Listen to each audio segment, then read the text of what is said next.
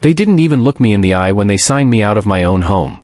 Marceline sat at the head of the long mahogany dining table like a queen dishing out exile. Valerie, in her signature white suit, didn't flinch. I remember thinking, even the devil must envy that poise. I'm sorry, Brielle. It's not personal, Marceline said, flipping the pen with a cold click. We just need the space for Larkspur's next phase. And frankly, you're not contributing. I had 10 minutes to pack. 36 years of breathing in that house, and I was being thrown out like expired milk. No fight. No warning. Not even a wheelchair ramp down the front steps. Outside, the wind bit my face. My suitcase rattled behind me like a chain dragging through the past. I could still hear Mia's laughter echoing from the garden. Her laughter, and Gage's voice, one day, they'll need you more than you ever needed them. He always said things like that. The kind of quotes people print on cards after the funeral. They buried him fast. Too fast. Closed casket. I never saw the body. No time to grieve, no time to question. Just pain. And paperwork. I crashed at an extended stay motel in Dorchester. The type with peeling walls, stale air, and one working light. It was better than that damn house. That night, while digging through what little I'd salvaged, I found the envelope. Hidden in the lining of my suitcase, stitched beneath the leather. Inside, a silver key and a GPS tracker the size of a matchbox. The key was heavy. Engraved with one letter, R. The GPS was blinking. Blinking red. One pulse. Every 5 seconds. I stared at it like it might explode. I hadn't seen this before. Gage never mentioned it. I pressed the side button. The tiny screen lit up, and a set of coordinates appeared. 42.3601 degrees north, 71.0589 degrees west. Boston. The downtown area. Close. Too close. I grabbed my phone, typed the numbers in. It dropped a pin on a block I hadn't been to in years, an abandoned corporate suite we used to own. Larkspur's old data hub. Why would Gage send me there? Unless. The next morning, I left before sunrise. Rolled myself through back alleys, ignored the pain in my spine. Coffee. Adrenaline.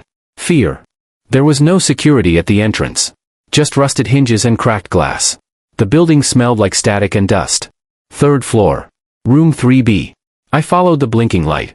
The key fit into the steel lock like it had been waiting. Click. Inside, the room was pristine.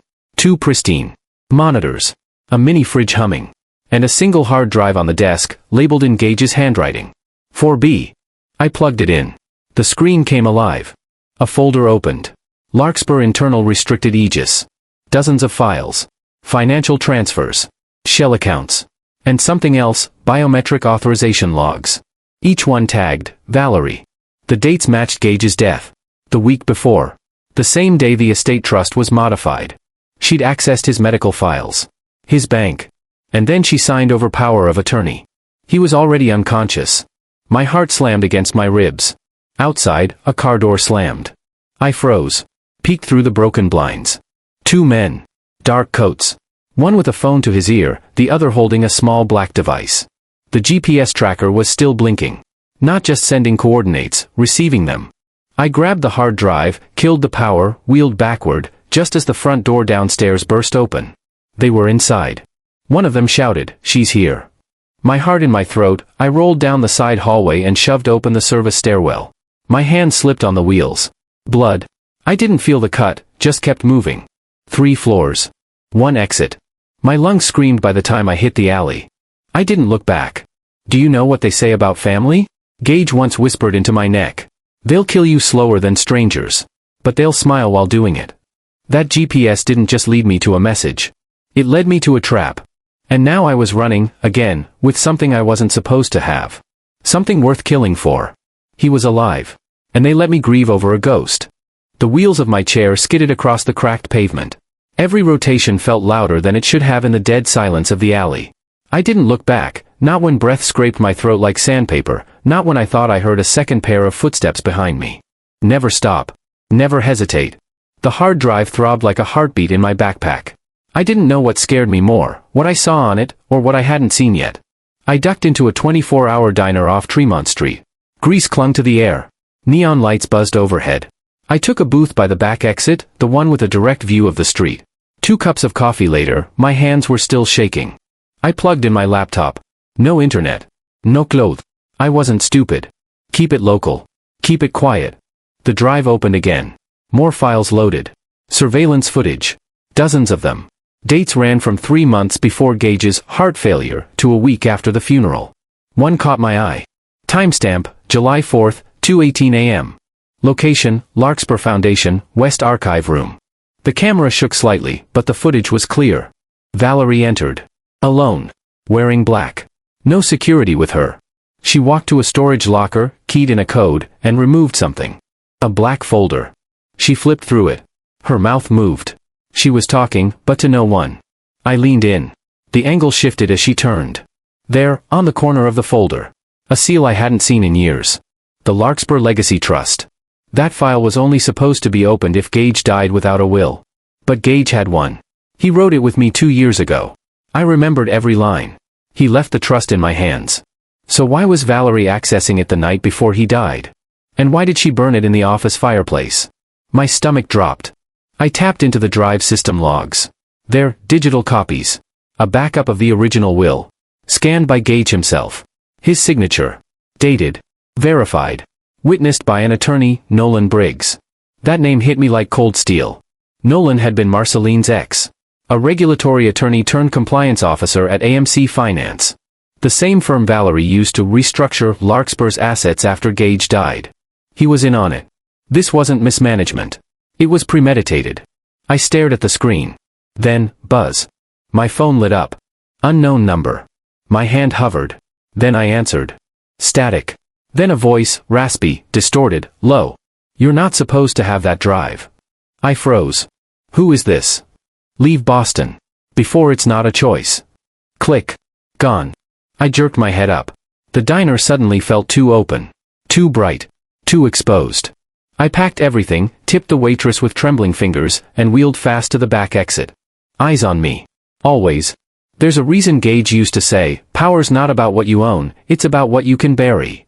And they buried something deep. By noon, I was outside AMC's office tower in Seaport. Glass walls. Corporate silence. Security so tight it made your skin itch. I didn't go inside. I didn't need to. A woman was waiting out front.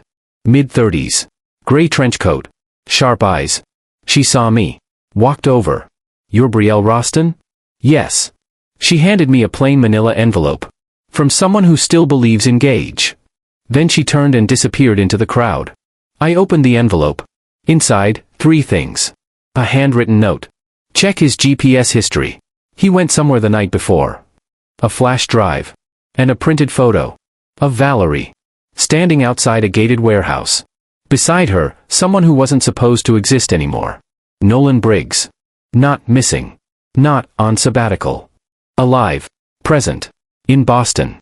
Working with her. My breath caught. I opened the flash drive on a burner laptop. It was a copy of Gage's GPS tracker history, weeks of logged coordinates. One ping stood out. July 3, 11:04 p.m. 43.21:23 symbol stopnia N, 71.5376 symbol stopnia W. Rural New Hampshire. Middle of nowhere. No Larkspur offices. No family ties. What the hell was he doing out there? Then, another ping. July 4, 3:07 a.m. Same coordinates. But 3 hours later.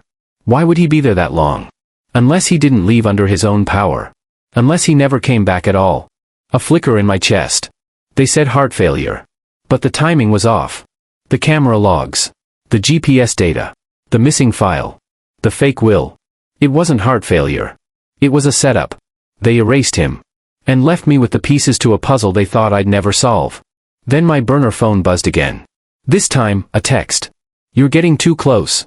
We warned you. I looked up. Across the street, 2 figures. Black coats. Watching. Not moving. I blinked. They were gone. No trace. No sound. But I knew. I wasn't hunting them anymore. They were hunting me. I didn't sleep. Sleep was for people who weren't being hunted. I parked my chair in the shadow of a bus stop near Back Bay and waited for the sun to rise behind a skyline that suddenly felt unfamiliar. Boston used to be home. Now it was a minefield. If you dig for truth, be ready to bleed. Gage used to say that, too.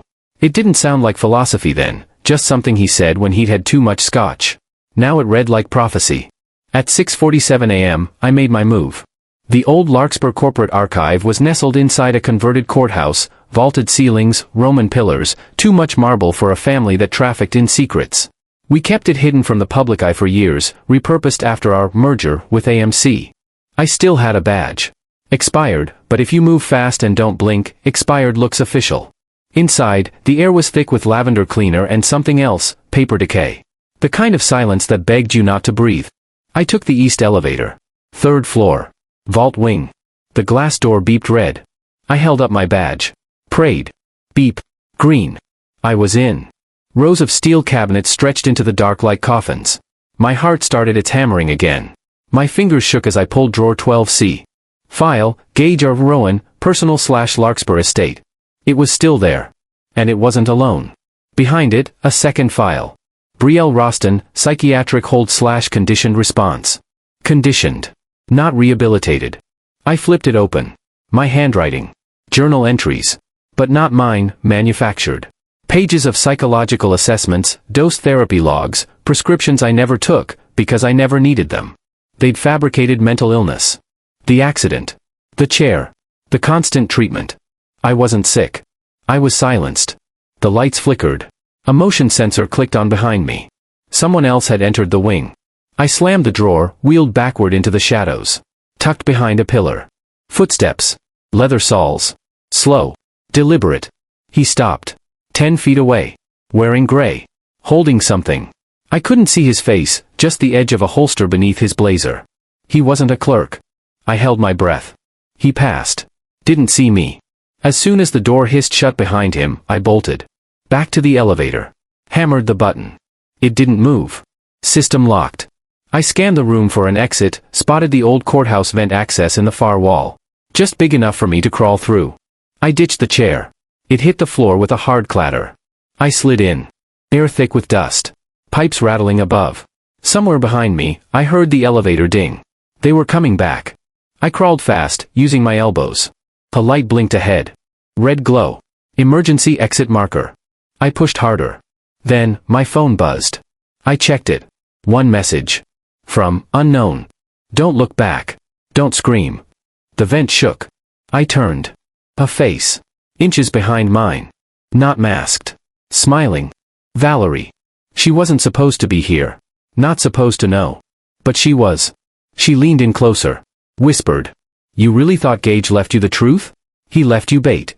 Then she was gone. Like she'd never been there. I stumbled out of the vent into a sub-basement tunnel. My knees raw. My palms bloody. I ran, half-crawled, through the darkness until I reached a ladder. Climbed. Found myself in an old boiler room. I burst out the door and into daylight. Collapsed on the pavement, gasping. A man helped me up. Mid-40s. Military boots. Sharpe stare. You're Brielle. I froze. He handed me a sealed envelope. No name. No return. I owed Gage. You'll understand soon. But first, stop trusting your memory. He disappeared down the street before I could ask his name. Inside the envelope, a single photo. Gage. Valerie. Marceline. Smiling. Holding champagne. Caption on the back. Boardroom, July 5th. After the vote. The vote. To transfer power of attorney. Dated 3 days after Gage's official time of death. I couldn't breathe. They didn't follow him. They hunted him. The warehouse in the photo was real. I traced the coordinates to an industrial block in Somersworth, New Hampshire, quiet, low traffic, off every radar. A place you'd never look unless you were told to. The kind of place where secrets don't echo, they rot. I borrowed a car from Danny, an old friend from Gage's days in litigation. She didn't ask questions, just tossed me the keys and said, if you disappear, I won't report it. But I will burn whoever touched you. I drove through back roads. No highway. No cell signal. The warehouse loomed out of the frost like a sleeping beast. Chain link fence. No signage. One camera. Blinking red. Motion-triggered floodlights above the door. It was locked. I slid the silver key into the padlock. Click. Inside, the air was stale. Burnt dust. Diesel. Blood. No chemical tank. Cleaning agents. The type used after biohazard cleanup. My wheels crunched over glass. Then I saw it, on the far wall. A metal door. Industrial. Thumbprint lock. There was a small smear of blood dried next to the scanner. Not old. I pulled out a tissue from my coat. Pressed it against the blood. Wrapped it carefully, slid it into a sandwich bag. Chain of custody. Gage taught me that too. The air hummed low. A power source was still feeding something behind the walls. Then, metal scraped behind me. I turned. The main door was closing. Fussed. I rolled back. Too late. It locked. Darkness swallowed me. Not panic. Control. Always control. I flicked on my penlight. The beam caught on a table in the center of the room. A laptop. Still open. Its screen glowed faintly. Secure link active. I moved closer. A document was open. Larkspur Medical Trials. A name appeared, mine. Another, Gage's. And another, Nolan Briggs. And in bold type, unregulated trial materials relocated. All files transferred to mirror server. Password protocol, Roston 91. I typed it in. A folder opened, Excel revisions, phase 4. Data. Names. Test logs. Dosages. Side effects. Failure rates. And a chilling phrase at the bottom of the summary page. Subject 009, fatal onset within 48h post-rejection. The subject's tag? Gur. Gage Rowan Roston. My blood turned cold. They had tested something on him. They let him die to cover it. And they almost used me too. Behind me, a hiss. The vents. I smelled it instantly, gasoline. No time to run. No time to cry. I slammed the laptop closed, yanked the drive, wheeled hard to the far wall, emergency release panel. I prayed. Slammed it with the heel of my shoe. The panel popped. A ladder. A crawl space. I dropped into it as the room behind me ignited. The fire bloomed like breath. Heat clawed at my skin as I crawled through the chute, coughing, vision swimming. I collapsed into snow outside. Steam curled off my jacket. Alarms were blaring now, remote ones. Far from public reach. Whoever ran this place didn't want firefighters. They wanted erasure. A black SUV screeched to a stop at the edge of the woods. I froze, braced to run. But the door opened. And a man stepped out. Not Gage. Not Nolan. Someone else. Mid-30s. Sharp beard. Blue AMC ID clipped to his coat. Betrayal, he asked. I'm Cale. I was Gage's analyst. I've been trying to find you. I backed away. I know what they did to you. I saw the transfer logs. I saw the shut orders. And I saw the file they burned, your psychiatric evaluation. It was written by an AI. Not a doctor. My knees gave out. Cale caught me. Didn't flinch. He pulled something from his coat, a flash drive. I copied everything before they wiped the backup servers. But there's one more thing you need to see. I took it, hands trembling. You're not the only test subject, he whispered. And Gage, he didn't die from the serum. I stared at him. Then what killed him? Cale looked back at the warehouse, still glowing orange in the reflection of his windshield. He found out who signed the approval order. And he confronted them. Pause. It wasn't Valerie. I whispered, then who? Cale's eyes didn't move. He just said one name. Your mother. I woke to rain. Cold. Sharp. Like needles in muscle memory. My clothes were still damp from the warehouse fire. The taste of smoke hung in my throat. I looked around. I wasn't dead. Not yet. The farmhouse lay in ruin. Blackened boards. Broken windows. A shell where nothing should have survived. But something did. Under the scorched timbers, I found an entrance hatch. It was small. Just big enough for a person on their knees. I hesitated. Then I crawled in. Down a ladder. Into darkness. The safe house was more than a shelter. It was a bunker. Concrete walls. Metal racks. Files. Hard drives. Boxes labeled with dates I recognized, dates from Gage's last weeks. My hands trembled. A voice echoed in my head, truth has a weight. Be ready to carry it. I found a terminal. Powered it up with the flash drive Cale gave me. The screen glowed, but the connection was local, offline. A folder named Final Archive, Rowan, blinked. I clicked it. The screen filled with text logs, recordings, and maps. The first file opened. Audio, Gage_Rowan_0704. My breath hitched. His voice. If you're listening, then they found me. Not in the crash. They found the clues. They found the trail. I paused it. The air was thick. Then another file appeared, one called Interview, Cale Tarrant. I clicked it. A grainy video played. Cale, at a safe location months earlier, eyes darting. They don't just want silence. They want control. I was brought in to analyze, then to cover up. When Gage discovered the Phase 4 trial wasn't just theoretical, when he saw the human data, he tried to pull out. A sharp knock rattled the hatch above me. My blood turned to ice. No wind. No animals. Someone was here. I didn't move. My phone buzzed. One message. Stop digging or there's no one left to protect. I didn't reply. Footsteps creaked on wood above. Slow. Calculated. I pressed pause on the video and yanked the flash drive from the terminal. Headphones. Laptop. Jacket. I slipped out through the ladder. Rain had stopped. Mist hung low. I saw tire tracks in the mud, fresh. Then I saw him. Cale. He stood beside the road. Hood up. Eyes locked on me. Before I could call out, tires squealed. A black SUV darted around the bend. Headlights off. Two men stood on the rear bumper with rifles. I didn't wait. I ran. Through mud. Through brambles. Every branch slapped my face. I could hear the SUV behind me, 2 lengths. 3. Closing in. I reached the edge of the woods, about to lose them, when the ground dropped. A stream. Cold water surged at my knees. Halfway across, one of the men aimed. Bang. Water spattered. The shot missed, but the bullet clipped my jacket. I dove under the low bridge, gasping. Heart hammering. They circled the water. No hesitation. Fast steps. I edged forward. Mud sucking at my boots. Then a flash. In the corner of my eye, a figure. Cale. Standing on the opposite bank. Rifle aimed. I froze. Then he lowered it. Not at me. At the incoming SUV. 2 quick shots. Glass shattered. The SUV skidded. Tires squealed. The men barked orders, but Cale fired again. 1. 2. The second hit an engine block. The SUV stalled. Silence. Then Cale called out, "Get to me. Now." I climbed out of the stream, soaked and shaking. He handed me a half-packed backpack. "You need to hear this," he said. "And you need to be ready." Inside, another flash drive. Smaller. Marked only. Do not delete. I swallowed hard. "Where did you find this?" I asked. Cale's jaw tightened. "In Gage's last safe deposit box. The one he never told you about." I blinked. "Safe deposit? Why didn't he tell me?" Cale looked away. "Because he knew someone inside your circle would intercept it. He buried it where only his thumbprint would open it." He paused. "And guess who added your mother's access with your sister's help?" My stomach dropped. I already knew. But I needed to hear it. Cale continued. "The box was under your name too, joint access. But Gage had a private override key he never registered.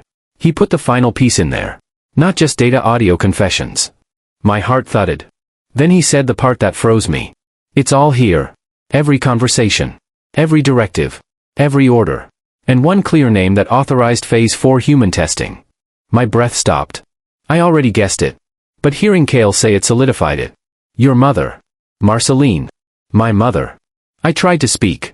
Nothing came out. Then Cale lowered his voice. "Brielle, there's more. Gage recorded one last message. For you." He handed me the flash drive. Smaller. Silver. No label. I stared at it. Fingernails digging into my palm. Gage's final message. Just for me. I plugged it into my phone. Audio began. "If you're listening to this, you're alive. But not safe. Not yet. They think Phase 4 worked. They think it's a breakthrough. But I saw the truth. I saw what they hid. They didn't just engineer compliance, they engineered obedience. And they tested it here first. On people who trusted them. On me. On you." The message cut off. Then another clip began. But this voice, it wasn't Gage's. It was my mother's. Her voice, cold and calm. "He never understood this goes beyond legacy. This is control. And control is power." I dropped the phone. Rain started again. Harder. Drenching. Falling. On every lie. On every betrayal. On every secret that should have died in that fire. My hands were still shaking. But one thing was clear. They didn't follow him. They finished him. And now. I knew why. Rain hit the courtyard like bullets. My wheelchair cut through puddles. Water splashed like warnings. The old Larkspur estate stood silent. Too grand for a funeral. Too haunted for a celebration. Tonight was both. Valerie's fundraiser masquerade ball. Velvet gowns. Crystal chandeliers. Masks hiding secrets. I didn't belong. But I walked in, literally. No wheelchair. Not today. My legs found strength like lightning through wires. Pain came. But so did focus. I felt alive. A wound doesn't mean you're weak. It means you're still in the fight, I whispered to myself. Guards checked invitations. They scanned my face. No red flags. I was on the list. I was supposed to be here. I reached the grand hall. Music played, a string quartet slicing through laughter. Valerie stood at the head table, champagne glass raised. Her smile was razor thin. She didn't recognize me at first. Then she did. Her eyes widened. I didn't speak. I didn't need to. I walked. Every step was fire in my bones. Valerie's assistant, a pale man named Nolan Briggs, flinched. He should. He'd signed all the paper trails. Every forged document. Every false medical order. Every transfer of power. He knew I knew. Valerie cleared her throat. Brielle. What a surprise. Her voice was syrupy cold. Your mother would have loved to see this, she said, eyes darting. I stopped 4 feet away. The room froze, like a camera cut in slow motion. Distraction. I slid the second flash drive onto the table.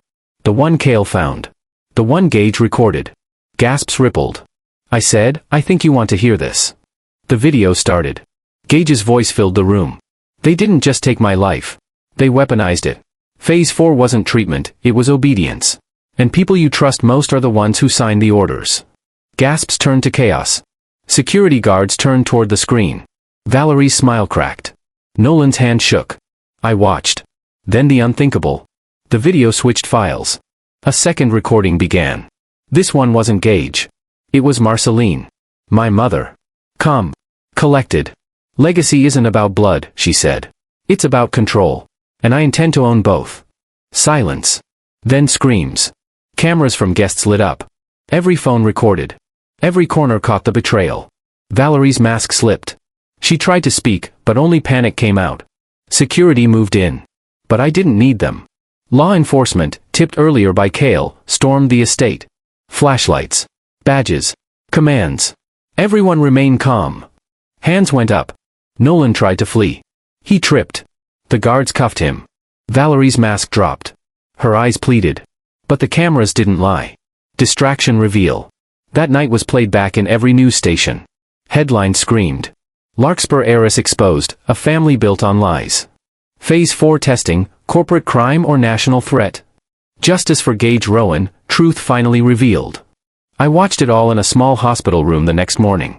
My back still ached. My heart still thumped like a fist. But I was breathing. Alive. Real. Whole. Cale sat beside me. He didn't speak much. He didn't need to. His presence was enough. A nurse entered. Stable vitals, she announced. Continue therapy as instructed. I nodded. Pain is part of healing. I knew that now. Pain is the body's way of reminding you you're alive, I thought, eyes on the window. Outside, rain fell soft. Like a cleansing. I thought of Gage. Of Cale. Of friends lost and found. I thought of every twisted secret, every hidden file, every whispered lie. And I thought of family. Not the one I was born into. But the one I chose. Cale. Friends. Witnesses. People who stood with me when the world turned against me. I whispered to the empty room. You were real to me. A room of quiet. Then my phone buzzed. A text. From an unknown number. I opened it. A single line. Phase 4 was only the beginning. I inhaled. Steady. Steady. I didn't panic. I had walked through fire. Now I walked into the light. I stood. Prepared. Ready. Because truth wasn't a weapon. It was a shield. And justice? It was just getting started. Rain on glass. Footsteps approaching. I didn't flinch. Not anymore. I stepped outside. Sunlight broke through clouds. A new dawn. And I walked, not away from the past, but toward whatever came next.